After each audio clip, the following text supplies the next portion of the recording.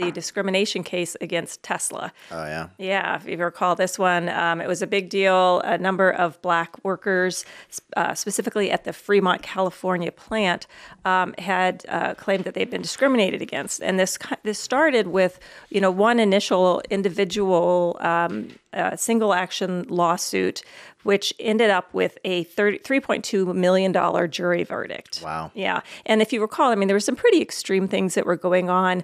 They had, there were lots of nasty comments. There were nooses hung at workstations, slurs, graffiti, some crazy stuff going on. And so the jury on that initial case was pretty pissed off, slammed him with a initially it was a $137 million verdict. Okay, this was after a trial in 2021. Now, the judge then reduced that award down to $3.2 million. Prioritizing profits. Dangerous drug and product cases. Welcome back. Another week, another episode, prioritizing profits, dangerous drug and product cases. How are you doing? How are you feeling? How's your weekend? All good. It's kind of a fun weekend, including a recording of the podcast. So we skipped the Wednesday one last week and recorded Saturday. So that was kind of cool that I got to see you and Christina before the Heart Ball, and that was the big event of the weekend. Yeah. That would be. We talked about it a little bit last podcast because we were here when we were recording on the weekend, and definitely a little bit of a change up from our usual routine. Yeah, it's all good. Back to the grind this week, and we will be actually heading out of town again this weekend. We were in town for one weekend. We were out in Prescott, back, some events here, including the Heart Ball, and then next weekend is to Mount Lemmon for some snow hiking. Ooh, Mount Lemmon. Did you guys get a cabin up there? We did, yeah. Nice. And is it high up there, or is it like a kind of medium? I don't know. Whenever I drive up to Mount Lemmon, it's an incredibly stressful experience, both going up and down, because mostly going down. Does it not stress you out? The tight corners, how you're going downhill, practically 90 degree. There's railing there, but realistically, the corners are so tight that if you did lose control or just doze off for a second, boom, you're straight off the side of the mountain. Well, yes, I'd recommend not dozing off. I think it's actually a really pretty drive, and I enjoy it. Oh, yeah. Well, you know why you enjoy it? Well, because I'm not driving? Because Peter's driving, huh? That is. Oh, it's so gorgeous. I love it. It's relaxing. I get to look at the city. Yeah, you're hanging out, feet up in the passenger seat. Me and Pete are sweating bullets over here while we're going down. I guarantee you he is not sweating any bullets. He's very laid back about the whole thing. I don't know. Next time, when you guys are coming back, driving down, ask him. Be like, hey, does any of this drive make you a little nervous? The guy doesn't sweat bullets. I'm sorry. He's pretty calm, cool, and collected about things. But I will ask him, and I will report back to you on that. Alrighty. So. All right. Well, maybe he's better than the rest of us as a heart surgeon. It's his job to keep his nerves in check. So.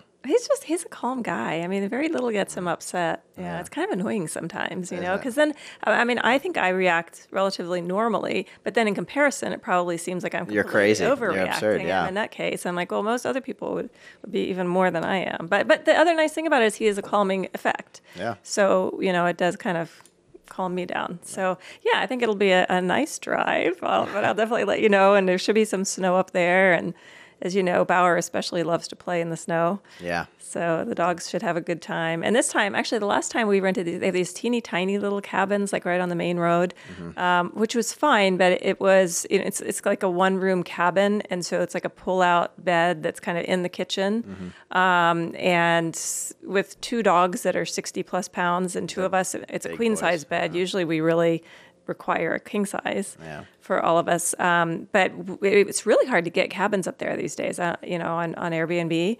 So we did it pretty far in advance, and got like an actual private house as opposed to one of these tiny little cabins. Yeah. So hopefully that'll be good.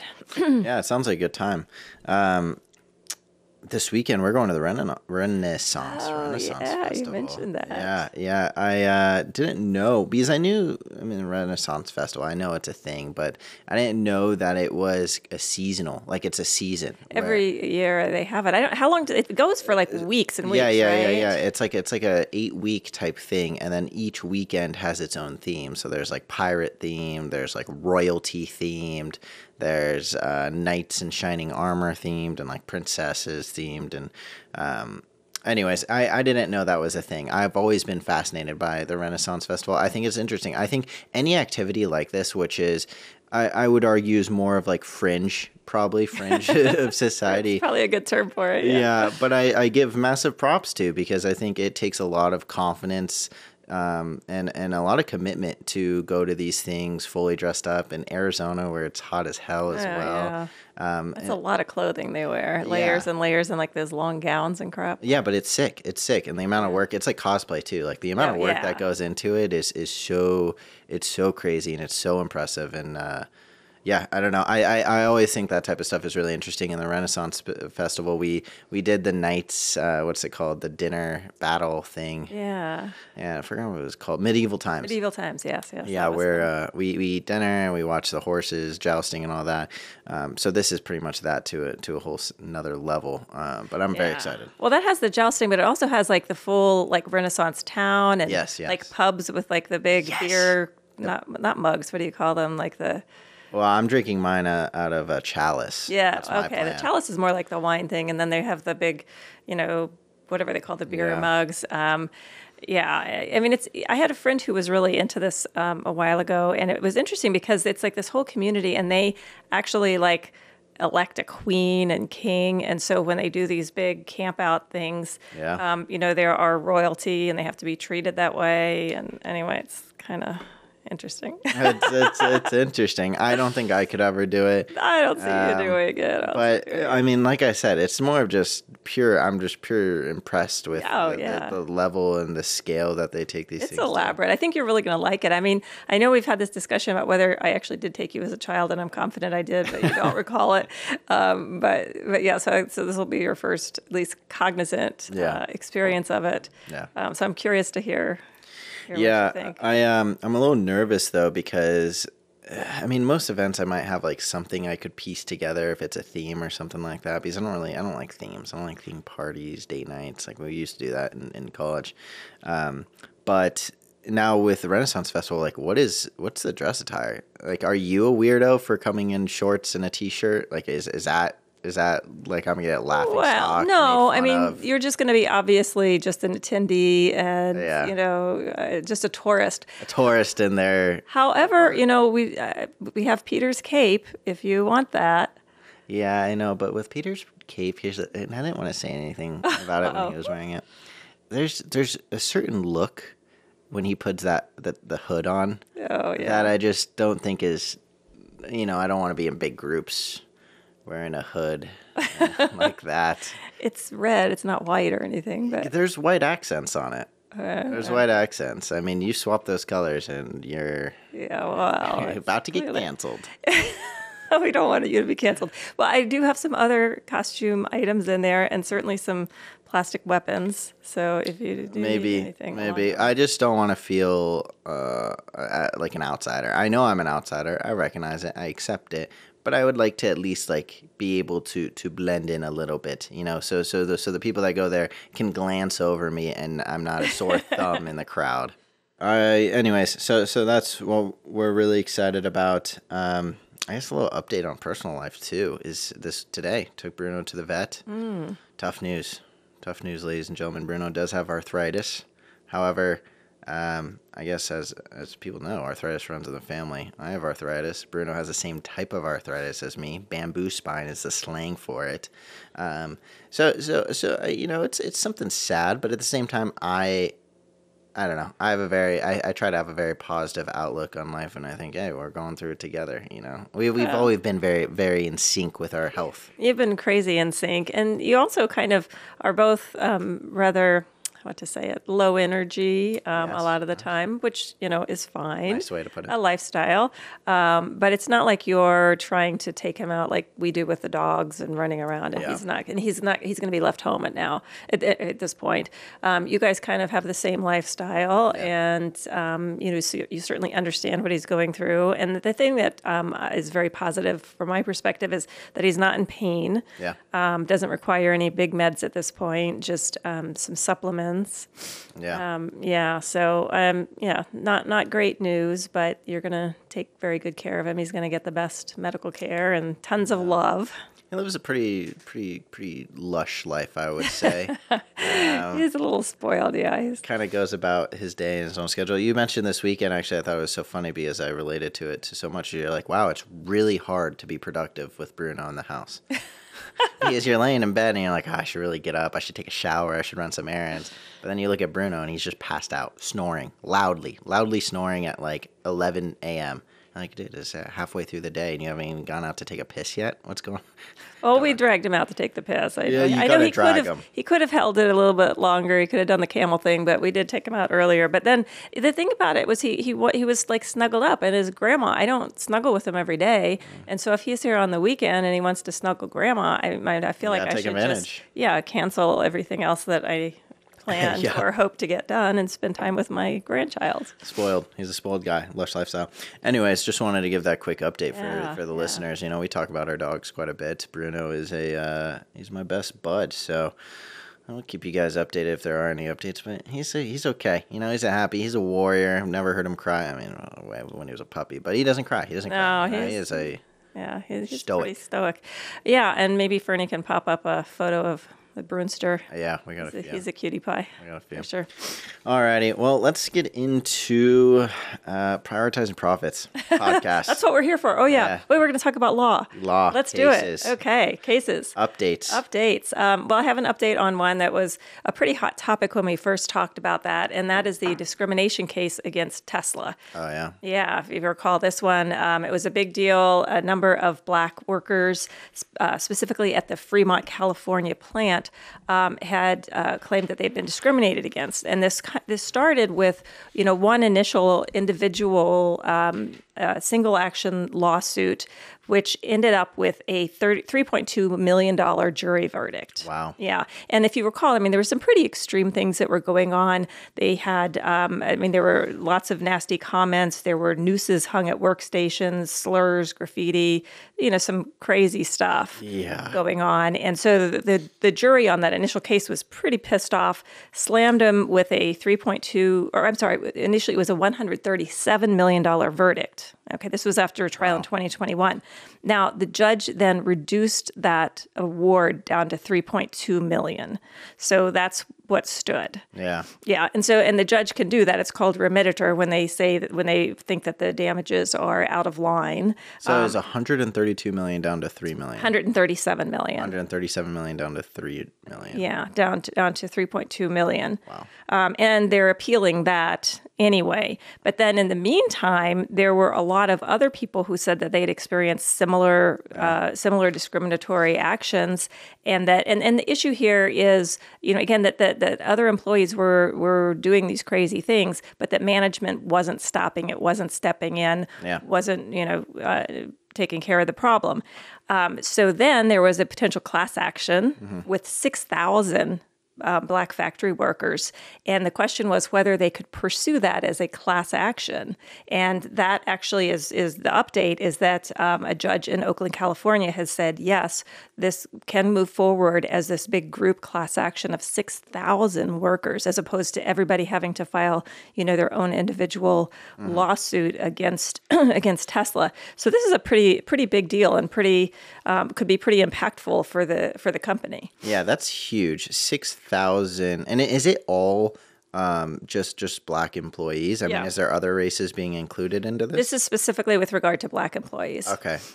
Yeah, that's insane. What's your take on that? Because class action for it being specifically like a workplace harassment, racism. I mean, that's pretty peculiar for class action, no? Yeah, it is pretty unusual. I think, and which is why there was the whole question as to whether it was going to move forward in this manner. Yeah. I think it's a good thing. And with any kind of case, you always have to look at the facts and say, does it make sense to spend the time and the money that it requires to get a case to trial? And so, say with a car accident, you need a certain level of physical injury to have it make sense to cover the costs. And likewise, in these situations, there are some people who had really awful, incredibly outrageous things happen to them. And then other people are simply having to deal with that environment, which again, kind of like the whole micro versus macro aggression situation. And so some of the people who didn't have things targeted directly at them may have chosen not to come forward and to pursue an individual case, but they still had some effects from this behavior and the lack of, the lack of management intervention. And so by allowing them all to move forward, I think that's a really good thing. It's very strong. It's certainly putting the pressure on Tesla. And this is also at the same time that there are race bias claims in federal court in California that are brought by the U.S. EEOC,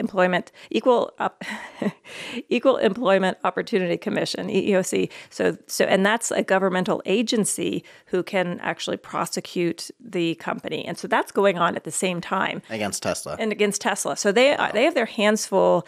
The shit that was going down at this Fremont plant is bad. Apparently. It's bad. And clearly, with that first huge verdict, the jury was just pissed. Yeah. And now you're going to go in with 6,000 people. Yeah, I mean, I think it's a big deal. I think Tesla's in a bit of a pickle here. Yeah, I mean, starting off with the reduction from 137 million to 3.2 million, that's insane. That seems a little bit harsh from the judge to be reducing it that much, because it almost feels like especially if I was on the jury, I'd be pissed. I'd be like, why the fuck did I just spend a week, 2 weeks, a month sitting here listening to this case, really taking my energy, my time to digest all of this and understand it, and then come to a decision that I feel is fair, just for the judge to reduce it by an insane amount of percents. Well, I mean, the whole point is that the jury was trying to make a really big statement, yeah. and that's kind of knocked down to something that isn't that big of a deal to a company At like all. Tesla. No big deal. Well, and so the way that this happens, and the reason that this happens, is that there is case law saying that the punitive damages can't be completely insanely unrelated to the actual damages, and so it has to be within a factor of those actual damages. And so, and again, I haven't read the entire decision, but I'm assuming that's why they knocked it down so significantly.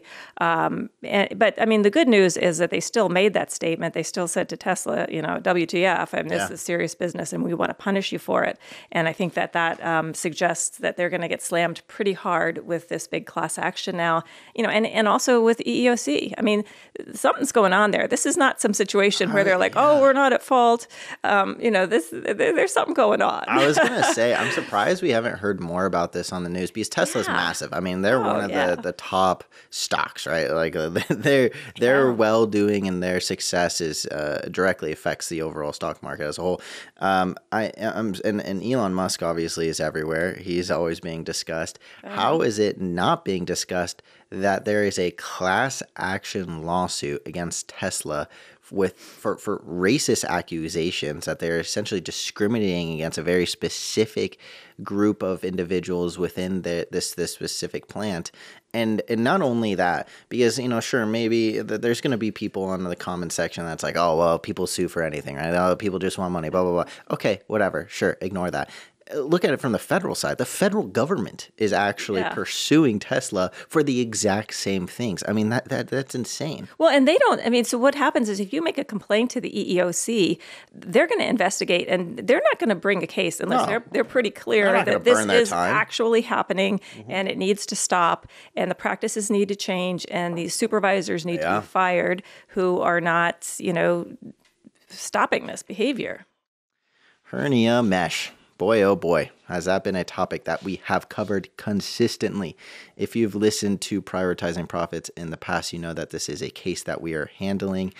If you have had a hernia, if you've received hernia mesh, had a follow-up surgery, had an infection, any pain, maybe some discomfort, please reach out to us. This is a massive case that has been going on for years and years, and just about every hernia mesh under the sun falls under this. I mean, it is a majority of them are leading to complications. This is a massive case going on. Things are moving very, very quickly, and time is running out. So if you have had a hernia, if you've received hernia mesh, if you've had any type of complications, pain, discomfort, please reach out to us. We'll request the medical records.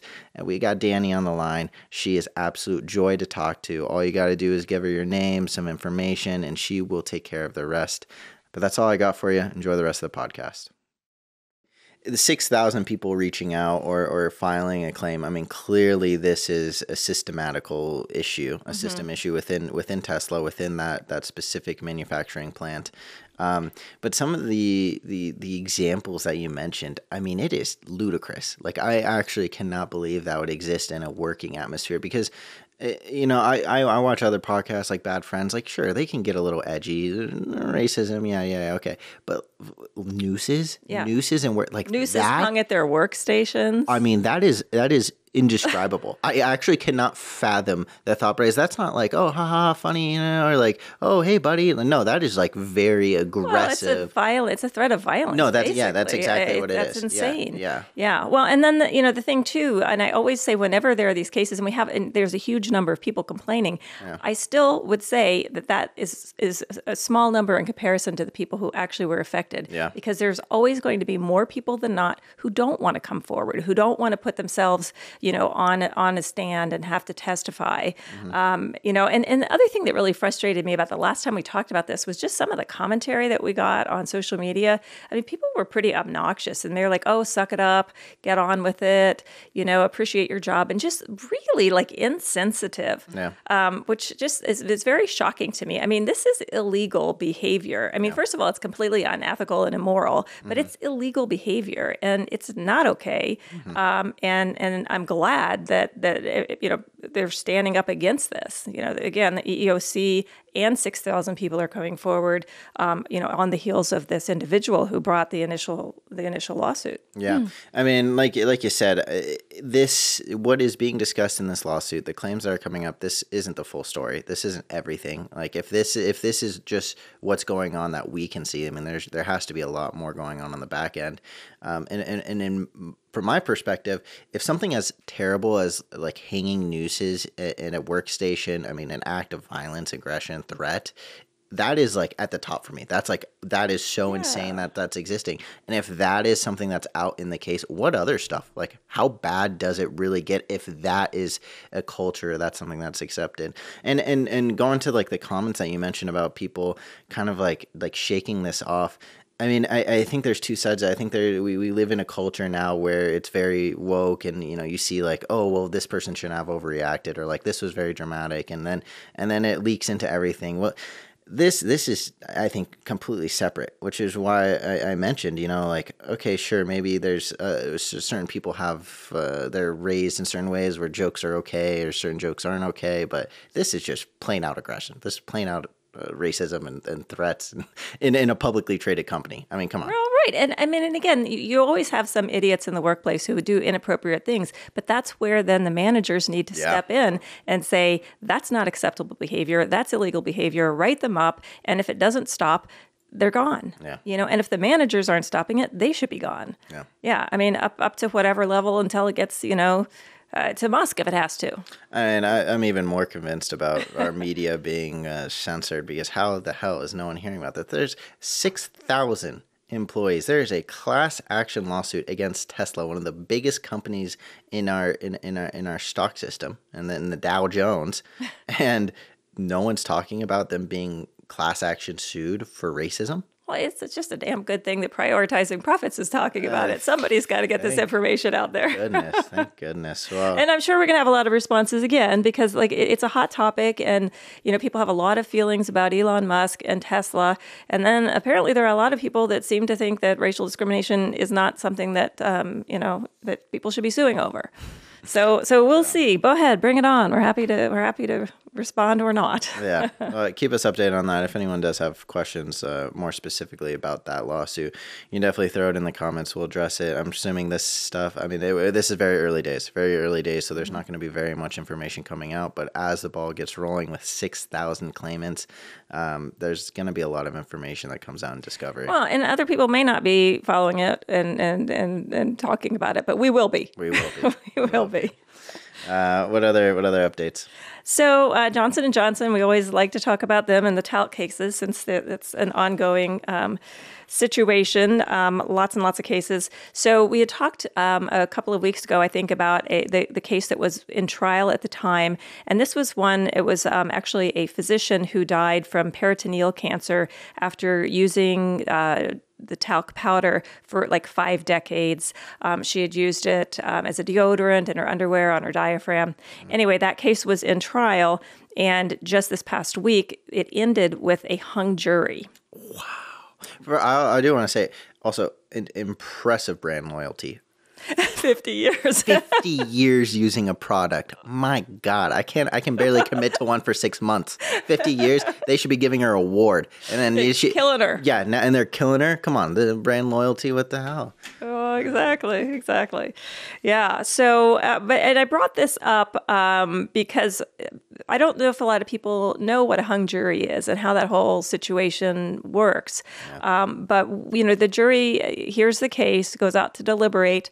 And there are times where a jury simply can't come to a verdict.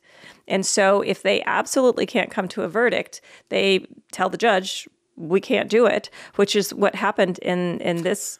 Well, so let me ask this, just because I'm unsure about this as well. It's like, what does the jury backroom dealings look like? Because what we see is, people sitting in the jury stand. They don't talk. They don't say anything. They, maybe they react here and there, and then they go in the back, and no one sees anything, hears anything, no one knows what goes on, and then they come out and they usually have a decision. And a hung jury is when they don't have a decision. But are they going back there and just debating amongst themselves and trying to convince each other of, what they think happened or what they think the damages are, blah, blah, blah, that? Well, technically, we don't know exactly what happens once the jury goes behind closed doors, although afterwards they can discuss it. Mm-hmm. And there's not a whole lot of instruction.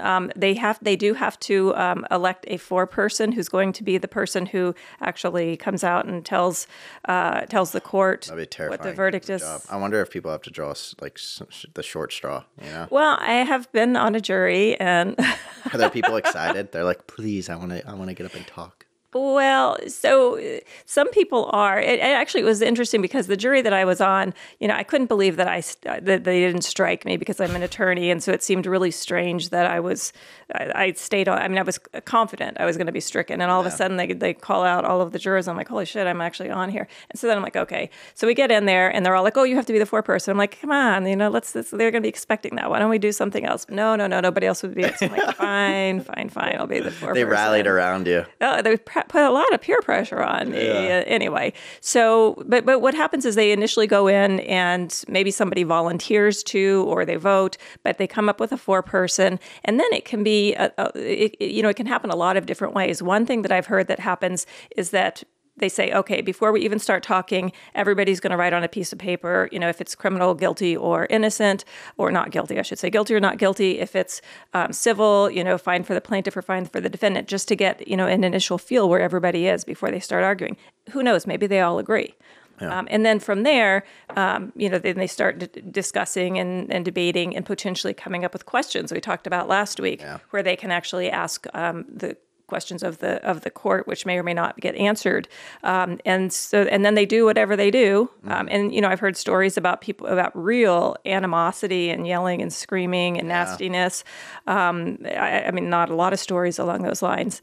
and ultimately either come to a verdict or not. But, there's going to be situations. I mean, if you have, one person who's like, there's just no way, no how, no time, I'm never going to listen. Yeah. And you've got people on each side, you're kind of stuck.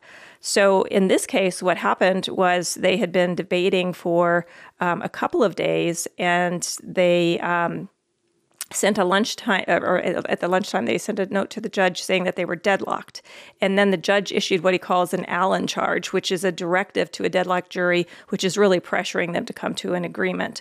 And then a little over an hour, they send back another note, and it says, "We are hopelessly deadlocked with absolutely, positively no way to resolve it." I just also... Okay, you're laughing. Yeah, because it's like the way you're describing this is like, it's like elementary lunch break, and they're passing notes to their secret crush, and it's like, hey, can you help me with today's homework? And another person comes back, like, I'm fucked. I don't know what any of this is. For the love of God, I'm going to need some help on this next assignment. I am lost, buddy.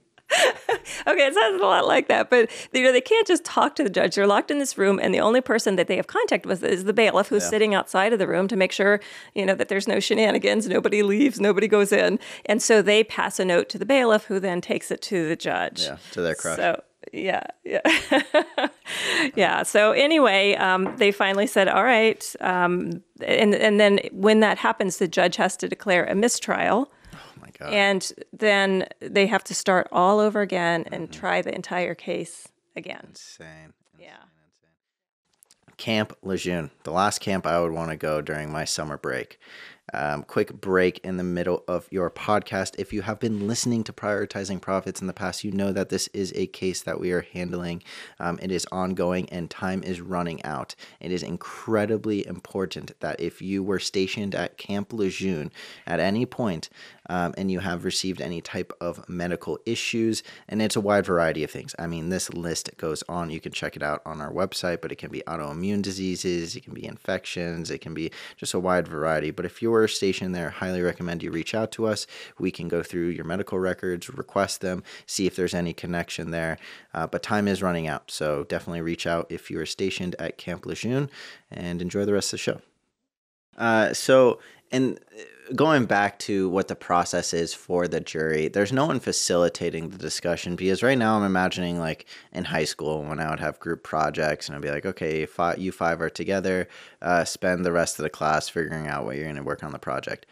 And no one wants to do it. No one really wants to take charge. Nothing's going to get done unless someone takes charge. So what ends up happening is everyone just sits there silently for an hour on their phones, and then they figure it out the night before. With a jury, obviously, you don't have the luxury of going home and you're never going to go home if you don't make a decision. Yeah. But I am curious, is kind of pushing that responsibility on random strangers, random citizens to take lead maybe, or like facilitate this discussion, or to have some really substantive discussions and debates, seems like a tall task. Well, yes and no. I mean, the thing is that, you get a group of people in a room, and I mean, the people are on the jury, first of all, didn't try to come up with an excuse to get off. So, and some people see this. Yeah, what's your take on that? What does that describe about the individual? Well, it could describe a couple of different things. It could be that they take their civic duty very seriously, or it could be that they're just a nutcase who this is their 15 minutes of fame. And I mean, there are those people where they're, me, take me, I want to be on, Yeah. And I mean, and as a jury, when you're deciding, or as an attorney, when you're deciding who to strike, I mean, you want to, okay, is this going to be a kook, or, what's going on? And a lot of the times, I mean, we know, we're like, okay, this guy, he's an engineer, he's, in his 50s, he's got this strong personality, he's going to be the foreperson. I mean, we'll totally be guessing who's going to be the foreperson. You guys ever put money down? Well, no. I'll just make it a little more interesting. I don't know. Maybe we should have. Although every once in a while you're really, really wrong, which was one of the reasons why I didn't want to be a foreperson. I'm like, come on, let's shock him. Let's surprise him. Yeah. Let's not go out there and have the attorney be the foreperson. But that, again, we were going to be sitting around with nothing happening if I didn't step up in that group of people. Yeah. So I think it depends. But there are people who absolutely want to run the show. Yeah. And again, there's usually at least one of them, sometimes more. And then there's others who want to sit quietly, but they have to, they have to agree or give their opinion at some point because they, at the end they'll get polled. Is this your verdict? Is this your verdict? Yes, yes, yes. So. Well, for anyone that does want to see the back end of juries, I know the OJ series, super fascinating. And I think that it's a very unique case, right? Mm-hmm. Because of the OJ case in general. It's a very unique case. But I felt like it wasn't because there's two different documentaries. There's one that's like very much based on using like real footage, and then one that's more reenactment. Right. The reenactment, they have like several episodes that's just based on the jury, and because they had to go through so many jurors, and it almost led to a mistrial because it was such a high profile case, and they saw people obviously like cheating the rules, watching the news. Yeah. Well, so the jury's back there, and I mean, like for example, you're talking about this documentary, and after the fact, those jurors on the OJ trial, I mean, they were famous, right? And people wanted to interview them because after the case, you can ask them about what happened, what were the issues, what were the questions. Someone was working on a book. That's why they got quit, or they got sent out, was because someone found like their manuscript to their early book of being a juror on OJ's case. Yeah, well, see, I mean, some people love this shit. I mean, some people really want to do that. So for example, in this case, of course, everybody's going to want to talk to the jury and figure out why. What was it? Why was there, why was it there this deadlock? Were there really specific issues, or were there just really weird, intense personalities? Because sometimes it is, you just get one or two crazy people and that's it. And one of the questions that they ask you when they're during the voir dire, where they're interviewing the jurors, is, can you be open-minded? Can you listen to do you have your mind made up now? I mean, you can't go into a trial with your mind made up. You have to be willing. Who's going to be like, no, I'm pretty close-minded. No, I'm a bigot. Well, people who don't want to be on there. The people that find an excuse to not be there. Well, or they'll just say these outrageous things like, one of the questions oftentimes, like in a criminal case is, do you assume that if somebody's arrested, they're guilty? Yep. Yeah. Okay, well, then you're guaranteed to be off the jury. You work at Tesla. Yep. Oh, off the jury. Boom. Yeah. So, I mean, the positive of this is that both the attorneys on both sides are going to get some information, and the jurors don't have to talk to you, but there's always some who will and who are dying to, and then others who are like, leave me alone, I'm getting out of here. Yeah. But they're going to hear what went on from at least a couple of perspectives, and then use that when they have this retrial to make sure that those questions are answered, and be super careful in that jury selection. I mean, you always are, but you don't know. I mean, how does it feel as an attorney? Because I mean, these cases take years and years to develop and to prepare for, and then the trial itself. I mean, I can imagine the restless nights and the stress and anxiety, and thinking on your feet and maybe doing something really well that you can't necessarily replicate, and other things that you might have dropped the ball and to look out for it in the future. I'm assuming it's a very mixed bag of emotions when something like this happens. Yeah, it definitely is. And, there's pluses and minuses because no matter how great the trial, well, first of all, the first plus from the plaintiff's perspective is, well, we didn't lose. Yeah. Okay, yeah. We get another shot at it. And then the second thing is that, I always remember like when you were doing the mock trial and I was like, wow, how cool would it be to be able to try that same case over and over again? Because, you always are like, oh, I should have done this or I should have done that, or what if I would have done this? Yeah. And so, you learn so much so that the next one, you're going to be better and stronger. So that's the plus of it. The minus is that, again, and it's going to be relatively quickly. They don't, it's not going to take another few years. It'll probably take a few weeks or a month. Yeah. But, the expense and the time is going to basically be doubled again. A lot of work. I mean, you have a lot of the preparation, but you're going to have all of the same. And these are expensive expert witnesses that come in who probably flew in from either, or across the country or the world. J&J has an army of attorneys. Right. You're going to be hauling them all back into the court. So hauling them packaged up. Ordering them back up, hop back on a plane and show back up. Wrapped up in an Amazon truck. And paying them again, because they're expensive. Next day delivery. I mean, that costs a lot. Unless you got Prime. I don't think Prime handles witnesses, but if they did, it would be a good deal. Yeah. That is insane. I cannot believe a hung jury. So clarify this too, is having a hung jury, that is pretty unique. That's a rare it doesn't happen that often. It really doesn't. It really doesn't. Especially in cases like this. Like Right, I would imagine criminal cases where you have to have a unanimous exactly. verdict. Yeah, but you don't here. And so, Even they crazier. just couldn't get enough. They just couldn't get enough maybe on one side. For people that aren't familiar, you want to cover unanimous, like why they don't have to be unanimous, how many people have to agree, what does deadlock mean in this specific situation? I would, except I don't know all the answers to that specifically. So we'll get to that. Well, isn't it 51% for civil? No, it's usually, in Pima County, it's going to be 6 out of 8. But I'm not sure what it is in a federal case. Yeah, but it's a majority. So. Quick break in the middle of your regularly scheduled podcast here. Talking about our old friends, Johnson & Johnson, who actually aren't our friends at all. Talcum powder. If you have been using this product and you have experienced ovarian cancer or mesothelioma, as well as a variety of other conditions, please reach out to us. This is a case that we're handling. It's been going on for a very, very long time. Talcum powder made by Johnson & Johnson. Johnson & Johnson have been up to some slimy business. And I mean, there are pictures of them literally dumping barrels with crossbone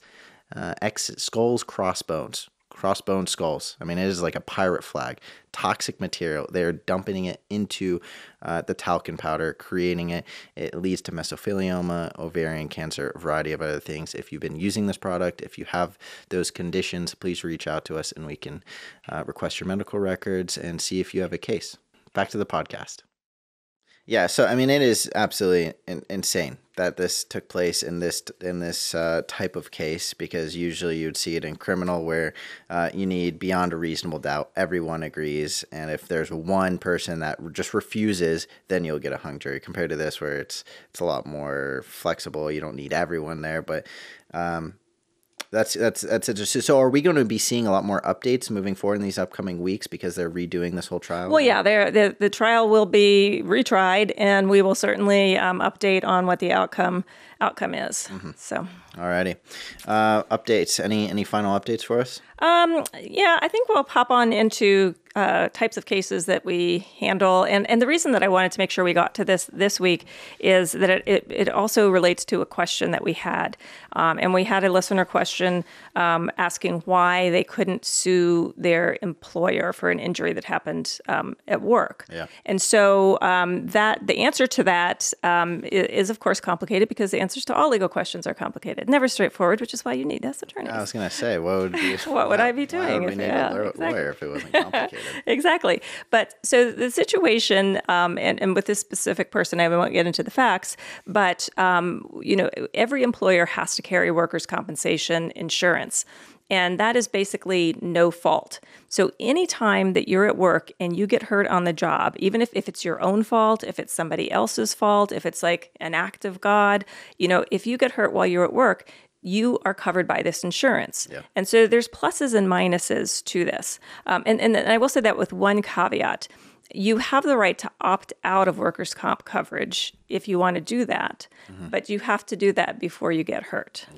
You can't wait and then say, I'd rather be able to sue. Yeah. The other thing is that, as employers, we have to post these rights, and it's like these big posters that you have, but nobody really pays attention to that, and I don't think anybody really... It's like terms and usage of iTunes. Like pretty much, yeah. I mean, it's in the break room. There's these legal mumbo jumbo. Nobody reads it. But the reality is that more often than not, the injuries are not necessarily something that you could sue for. So it's probably good to have it. And so if you get hurt on the job, you're going to have your medical bills covered. Now, you do have to go to these workers' comp doctors, but you're also going to have your wages covered. But it's a statutory system. It's very specific. You don't ever go to a trial. If it's a disputed injury, you might have a hearing before the Industrial Commission. So it's more of an administrative type of hearing. And you can lose. They can find that you're not injured, you're faking or whatever. And you can, and of course you could appeal under certain circumstances, and you could have, permanent, if you had permanent damages or say you lost a limb or something. But again, you don't get to have a jury pick a number. It's like there's a schedule. It says a finger is worth X number of dollars, a toe is worth Y number of dollars. Yeah. So the amount of money you collect is much less, and you don't get any emotional distress, damages, anything along those lines. If we needed to. Right. So every employer has to carry it, and the protection the employer gets is that you can't sue them. Mm-hmm. Okay, so even if they caused the condition, even if it was a slippery floor and they knew about it, you can't sue the employer. Yeah. So the way that this kind of folds in, though, to what we handle is that there are a lot of times where somebody does get hurt at work, and they would have what we call a third-party claim. Oh, so I got this. Monsanto with the spray. Yes. Exactly. Yeah. So if you work for a landscaping company and you get non-Hodgkin's lymphoma, this is a perfect example, non-Hodgkin's lymphoma, because you use this product while you were working, you can have workers' comp coverage to pay your medical bills for that treatment. But because the person who's really responsible for your injury is a third party, not your employer, but the company that made the product. And so there's a lot of cases that involve this, where it's a product or it's a piece of machinery that's used, or there's lots of cases where somebody's driving for their job. Maybe they're an Amazon driver, okay? They could get workers' comp if they're in an accident, but if the accident wasn't their fault, somebody else slammed into them, then you can hire a personal injury attorney to sue that third party. So to sue the driver who was negligent, to sue Monsanto, who produced these chemicals, somebody who made the machinery that injured you. So that's how there's an overlap. Yeah. Now, when you have a workers' comp third-party claim, though, workers' comp actually gets paid back for what they paid out. Okay, so it's like a lien. Yeah. So, which again makes sense, right? If you collect from this third party, you're going to have to pay the workers' comp lien back for what they paid out. But like I said, you can't get any, there's going to be significantly more medical bills in all likelihood. There's going to be emotional distress, those types of non-economic injuries. On top of it. Exactly. Potentially punitive damages. Yeah. Again, you're not going to see anything like that through the workers' comp. So just because you got injured on the job, no, you can't sue your employer, but you should still speak with an attorney and determine if there is a third party that you could pursue, and then you would have a case. The one really, really, really important thing about this, though, is that the timeline is shorter. Yeah, and so here it's going to be 1 year. Wow. So what happens is for the first year, you could sue that third party, and after the first year, it's the claim gets assigned to workers' comp. So the workers' comp carrier could sue that third party to get back what they paid out. Yeah, but you can't. But it seems like a lot of this is situational, which is why it's such a good question. Yeah. Because you're not going to be able to sue your employer, but depending on the damages, depending on what your injury is and what the situation was, you may be able to sue this third party.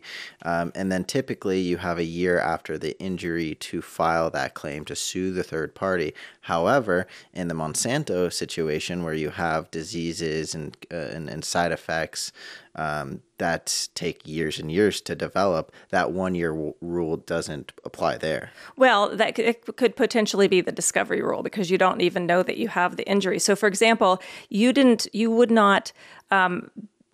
have made the workers' comp claim until you got diagnosed. Oh, yeah. Right. Okay. All right. So I think it kind of works out on in most of these cases.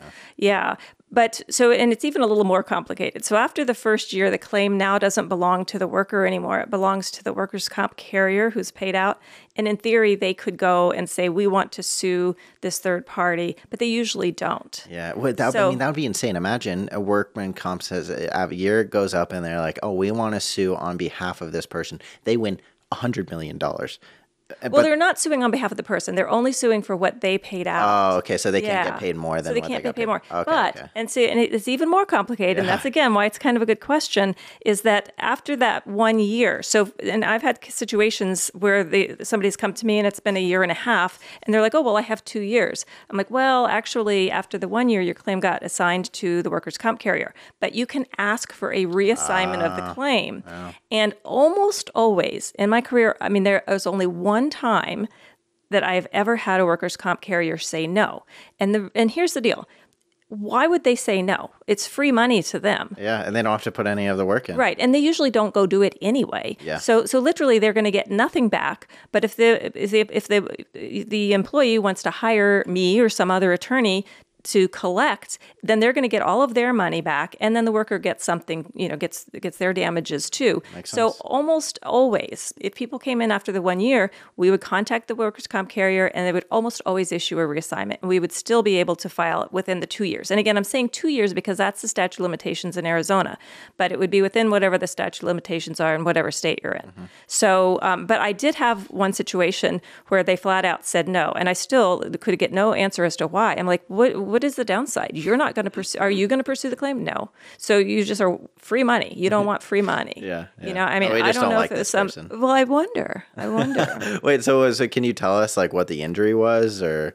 Honestly, I don't even remember. This was so many years ago. Yeah. I actually think it was back when I was even at J&M. But I do remember just being so shocked at the situation, and I just could not figure out why they wouldn't do it. And again, it's not even like it's the employer making the decision. It's the insurance, the workers' comp insurance carrier. It's not like, They have no skin in the game. They don't give a fuck. Well, and they don't even know the person. That's the thing too, because it's like if it's the employer, like, oh, well, he's a jerk and he burns the coffee and he eats all the donuts, and I just don't like him. But this isn't even that. This is a weird business decision for the workers' comp carrier. Yeah, I mean, workers' comp carrier, they just have to check a box, and then at least they get their shot. Someone shoots their shot for them. Right. I mean, so the attorney does all of the work for them, and even if we lose, so they don't get money back, but they didn't lose anything. It's like so it's kind of crazy. Situation. So anyway, the gist of it is that it's always worth talking to an attorney because, even if you've passed that initial, assignment time, you can usually get it back. And you're always going to collect more than what you collected for through the workers' comp. Yeah, the workman's comp rule that you mentioned makes sense to me as well. Like it's a double-sided sword, right? Like if you injure yourself, it's completely your fault. No one else's. But then now you're out of work for a month. You couldn't sue. But with workman's comp, you get paid for that entire time. Exactly. And then obviously there's the other side of the coin where it's like you get injured and you're out for a month, and it is purely the worker, your workplace's fault. It really fucking sucks, but you still get you still get your medical bills, you get your treatment, you get your bills paid, and you get your comp. Is it kind of like health insurance in the European countries where there really isn't personal injury attorneys, or like there isn't your specification of personal injury attorneys working on these class action mass tort lawsuits because people aren't paying for their medication and whatnot. I couldn't really speak to other countries, but even if you have like universal health care and you don't have out-of-pocket expenses, you still would potentially have pain and suffering, permanent disability, things like those lines, along those lines. Maybe a little bit more limited, but yeah. Okay, so different. It's still different. All right, I wasn't sure if it was something similar. Well, yeah, that is a really great question. I didn't realize the intricacies of it is topic. A little bit. It is a little bit. So yeah, I mean, and that was, it's kind of a long answer, but I think that other people probably have that question too. And again, some people, the answer, we'll take the calls all the time and we'll ask all of the questions and we'll be like, okay, that's a straight workers' comp, or no, there is a third party there. But the third parties aren't always really obvious, like a car accident. Especially like with the Monsanto thing, if somebody had had no idea that there was an issue and that Monsanto knew about this all of these years. They'd just be like, oh, well, it was the employer. The employer had me use this product. Yeah. Well, and I also feel like if you're in a situation like that where you've clearly been done wrong so badly to where you're developing such a serious disease, I would almost be under the assumption that if someone did me wrong that badly, and especially it was in this work atmosphere or because I was in a certain location like the Monsanto, doing a specific job, someone would tell me, be like, hey, like, you got fucked over here, or we're sorry. There's something you can do, but no one is going to reach out and tell you that. It really relies on the individual to reach out to an attorney and to do the necessary due diligence, because the workman's comp, I'm sure they're not aware of all the different class action mass torts, all the different stuff going on. Like they're just signing off checks. They're just checking boxes. Pretty much paying bills, checking boxes, paying bills. Well, that's a great question. If anyone does have any other questions or you want a little bit more clarification on that, definitely let us know. I learned something new today. All right. Yeah, I did it. Woohoo. There Success. Taught Benny something. Do you want to close out on some interesting cases? Absolutely. So a couple of interesting ones involving schools. And this first one, I have to say, actually really made me kind of chuckle. I mean, the injury is serious, but the circumstances are just absolutely insane. So it's a New Mexico teacher had her students duel with swords in class. Sick. Love it. What's wrong? You would have liked this. So in this, I was like so confused. And first of all, it's like a chemistry class. I'm like, chemistry? It's not like some, I don't know, medieval history or, something along those lines. So she had students dueling, and as a result, one of the students got injured. I mean, well, yeah, you've got a sword fight going on, severed nerves and tendons. And Jesus. Yeah, a 16-year-old girl. And so a lawsuit, of course, was filed by the parents, naming the Albuquerque Public Schools, the assistant principal, and then the chemistry teacher. Oh my God. Yeah, and so this is how this whole thing goes down. The chemistry teacher brings katana and rapier style swords to school that day, and then tells the students, all right, rearrange your desks to form a ring in the middle of the class. Holy square shit. off. Like a Coliseum. Yeah, yes. And then the first pair duels their 2-minute bout without injury. And then the second pair comes up to duel, and it's this katana style sword. It's like this big Japanese sword. I actually looked it up to see what it looked like. I mean, it's like a serious, and these weren't like fake weapons. These are like real swords. Yeah. And so, so during this second bout, she suffered they say large and deep laceration across her right hand and wrist. And then of course, we have to get these little details here. As soon as it became clear that this girl had been injured, had been badly hurt, the teacher screams, "I'm in trouble," and orders the students to delete any videos they shot of the fights. Oh, wow. That's cherry on top. Huh? I mean, are you serious? I mean, and like, first of all, they're really, I mean, this stuff could go viral. Nobody's going to be really deleting this stuff. And secondly, she's screaming this. Not one of those students is going to, rat her out. I don't think so. Well, it's like one of those situations where someone's in public and like yelling, "You don't have permission to film me." It's like, buddy. You're in public. Buddy, you're in public. I bet you this isn't the only person filming you. There's nothing you can do about it. Unfortunate. Yeah. So, I mean, just like really, and then it kind of goes from bad to worse. So she doesn't immediately call 911. She decides she's going to call the girl's grandfather, takes 20 minutes to decide to do that. And then a school health assistant finally calls 911 like 30 minutes after she's wounded, and when and they take her to the emergency room for treatment. And then the explanation they have to provide a description of how this incident happens, and the teacher says it was a lesson on metal and melding, and the student accidentally cut the other student with it. It's creative. But I mean, this is chemistry class, and how is a sword fight a lesson on metal and melding? Well, my theory is that this is probably Monday. A case of the Monday blues.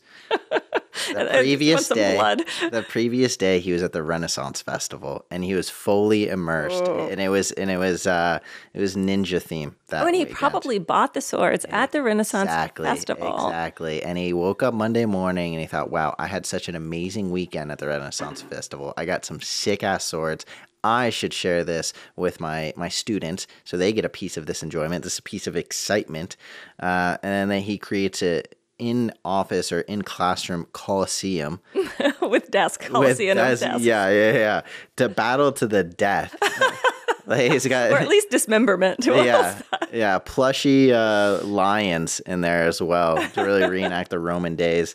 When you first started, I imagined it was like swords, as in the swords you see people use in plays, like the very plastic. Yeah, like the ones I was going to loan to you to take to the Renaissance Festival. Exactly. The fact that it is a full blown real metal katana, I mean, those are sharp too. And a rapier. Well, but again, it's a lesson on metal, not on plastic fake.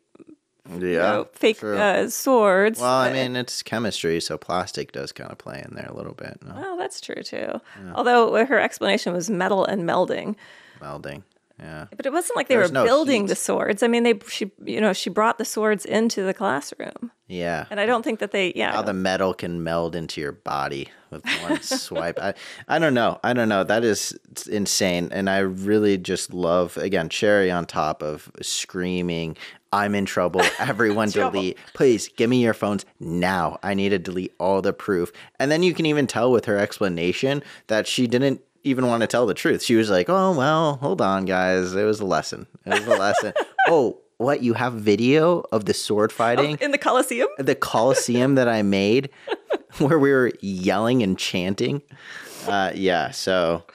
But I mean, it's actually. I mean, it sounds very serious, and I mean, she had multiple surgeries, and permanent damage, permanent nerve damage. It's in her dominant hand.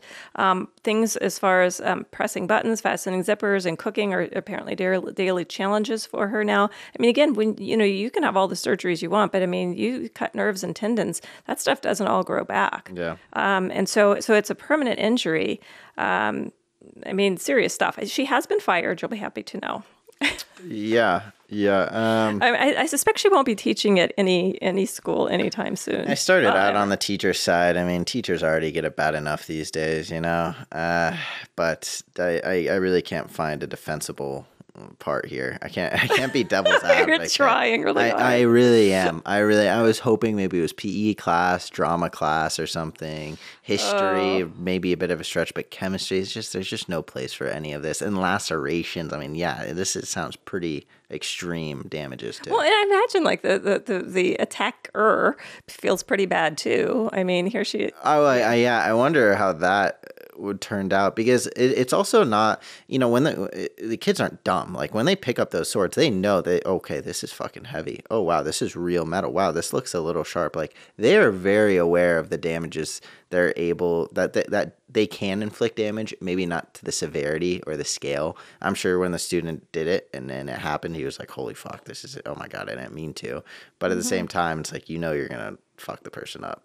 Well, I mean, I don't know, were they just supposed to be kind of like clanging them together, or were they supposed to be stabbing each other? No, it was to the death. There's no escaping. That's why there was a ring of death. It's because if someone does second guessed, if someone wanted to get out of there, sorry, buddy. Escape. Nope. You're going to be wheeled out of here. That's for sure. Dead or alive. Or lacerated. There's a winner and there's a dead one. Yeah. Okay. All right. Well, one other quick, just while we're talking about schools, and this one, I think you will have some defense on this one. Family has sued a school because the mother who was picking up her children from school was struck by lightning at the time. God, was there no security guard here? To stop the lightning. What the hell? So this happened in Florida, and I thought, okay, well, this sounds kind of crazy. And what their argument was that they would not. So when the parents picked up the kids, they actually had to go and stand out in a particular area on the school grounds. They couldn't. It wasn't like they could just pull up in the car and the kids could hop in. The parents had to actually get out and stand. I'd freak out. Yeah, stand in a specific area Yeah. and wait. And so the mom is standing there. Actually, she had brought the family dog too, which is traumatic to me. And so the daughters were approaching the mother when the lightning struck her, killed the mom, and severely injured the girls and the family dog. So Holy shit. yeah. And so the position that they're taking is that they're required to wait for the children in this particular area, that it's unprotected from rain, thunderstorms, and other extreme weather, with no protection from the elements, and that it occurred at a time of year when there was where heavy rain and thunderstorms and specifically lightning can occur at like a moment's notice. So the argument is that you set up the situation and that it is reasonably foreseeable that this type of injury could occur, which, reasonably foreseeable. I mean, lightning strikes are really, really rare. I mean, how reasonable is it to expect someone to get struck by lightning? Yeah, and then there's always like in cases like the act of God defense, right? I mean, where something is just, as they call it, unlucky. You're just fucking unlucky, buddy. I mean, kind of like the perfect example is you get struck by lightning. But I mean, the argument is, well, had she been sitting in her car waiting, potentially this wouldn't have happened, and that they knew or should have known. So I'm not really confident that this is going to be a successful lawsuit, but it's definitely a very interesting argument. A tough one, but an interesting argument. And, I thought it was kind of on the theme of schools bad behavior. Yeah. No, that's an interesting one. I'm surprised that rule didn't get changed. Like I can't even imagine you're going to pick up your kids and it is chaos. It is chaos at those schools. I remember being a kid and being like, I don't even know. I know what my parents' car looks like, but there's hundreds of them. I mean, it is a madhouse here. So I'm assuming there's tens and tens of parents that are waiting in this little courtyard, and if it is lightning, then it probably looked like it was about to rain, and there's no coverage. I mean, I would be throwing a fit for sure. Well, I would have been throwing a fit because it would be like, okay, I'm getting wet, my hair's all messed up, blah blah blah blah. I would have thrown a fit about it, short of being stricken by lightning. Yeah, but I know. Well, yeah. And it is something. I don't even know what to say about that, because is it reasonable for them to guess that? Yeah, kind of. I mean, if it's rainy and it's known for that area and you're standing out in the middle of a field hugging a metal pole. I don't think she was talking about a pole. No. Well, but then I wonder, like here, I mean, suppose that, I'd be attacked by a javelina while I'm picking you up. I mean, it could happen. Yeah, I mean, if they have you hanging out in the middle of the desert, sitting in some shrubbery. Javelinas stroll onto property all the time here. Hey, sorry, you're going to have to pick up your kid in the wash down the road. Yeah, you have to just Ben. Everybody else can be picked up on the grounds, but Ben is going to be dropped in the wash. Yeah, you see that saguaro over there? That's where all the parents meet their kids. Yeah, well, we don't have rainstorms quite like that, but I guess in Florida it's a big issue. Those are some very interesting cases in the news. If anyone has any interesting cases that they see or any crazy situations that they hear of and you guys want us to talk about it, you want us to share, give our thoughts, whatever it may be, you can always reach out. You can always throw it in the comments section wherever you're watching this, YouTube, TikTok, Facebook. You can also email us if it's something that you want it to be a little bit more private. You don't want it to be out there in the open. We completely understand. podcast@showeredlaw.com. You can send any of your questions, concerns, ideas, stories, whatever it may be. We'll keep it completely anonymous, and we're happy to discuss it here. Thank you, everyone, for tuning in and hanging out with us on this episode of Prioritizing Profits, Dangerous Drug and Product Cases. And we'll see you next week, same day, same time. Prioritizing profits. Prioritizing dangerous drug and product cases.